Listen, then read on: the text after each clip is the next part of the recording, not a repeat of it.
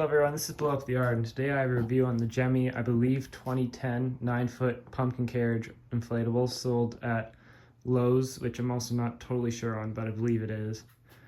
It's a very nice piece. Mine is not currently fully functioning, and I'll show you later after we do the inflation. It has, I believe, a 125, and this piece in general just has very interesting history that I'll go over after inflating it. So with all that said, let's cut to the inflation.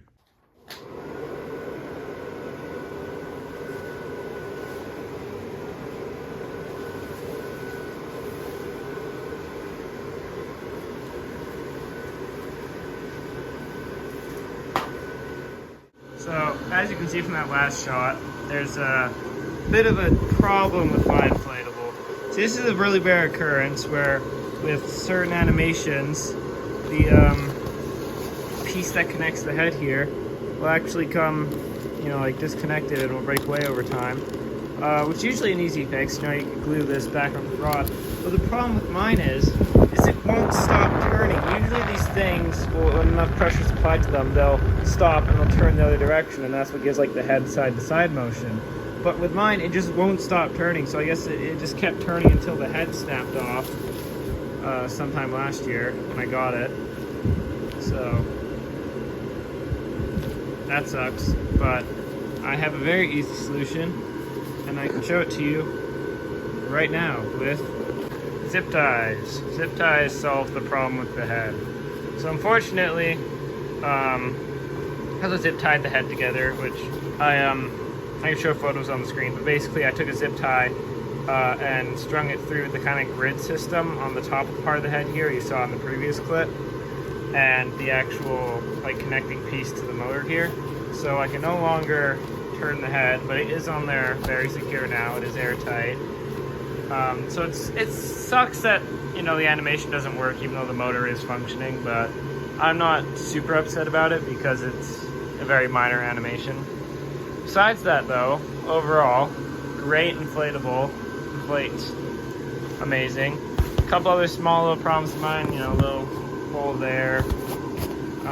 Lanterns aren't very straight, but great inflatable, inflates amazing, lights up very nice. It has, I believe, 7 C7s, 1, 2, 1 flashing, one's a 3. There is one in the Reaper, it burnt out. I don't really want to replace it because you can't even see it at night. So 1, 2, 3, 4, 5, 6. I guess it is just 6 then. I thought there was 7. Anyway, there's no lights in the lanterns on the back either, unlike some other similar carriage inflatables from the same year. The window does go all the way through it too. But besides that, that's a pretty basic overview of the inflatable. So now I think it's time I get to the history of it. So I purchased this inflatable over a year ago, back in late March of 2023, off of someone on Facebook outside of my city. And they had also sold me the dragon, the red dragon in my display last year. Anyway, that one, nothing too special about it, but this one has a really interesting history. So when I purchased it, I found this little slip on the box, because it didn't come with the original box, it came with this one, but I found this little pink slip on the front. Very confused on what it could have been. I spent later that day looking for the secret circle thing. Couldn't understand what it was. Thought maybe it was some sort of haunted attraction that this might have been at before, because this was secondhand when I bought it, obviously.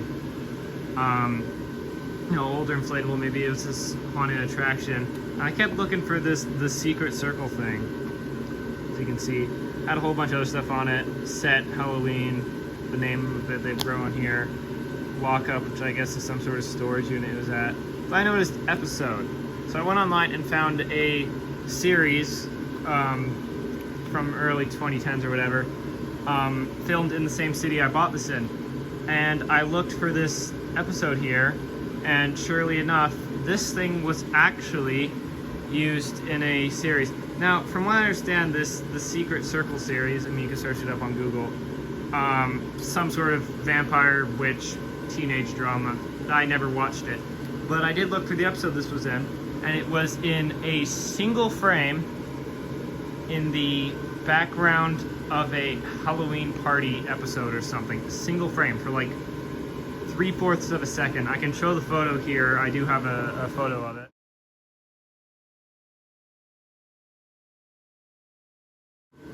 So that was just mind-blowing to me that somehow this inflatable went from a movie set, which I'm sure they auctioned it off, to some guy's house, then I owned it.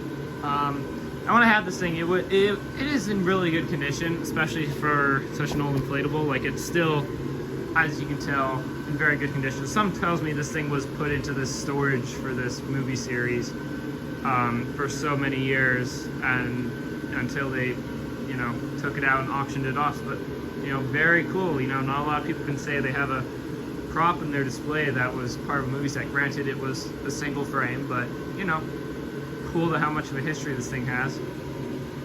Besides that, though, that wraps up most of the history on this thing, and I think we will finish off the review with a quick nighttime shot to see all these nice lights. So here it is in the dark. Absolutely phenomenal piece. Lights up amazing.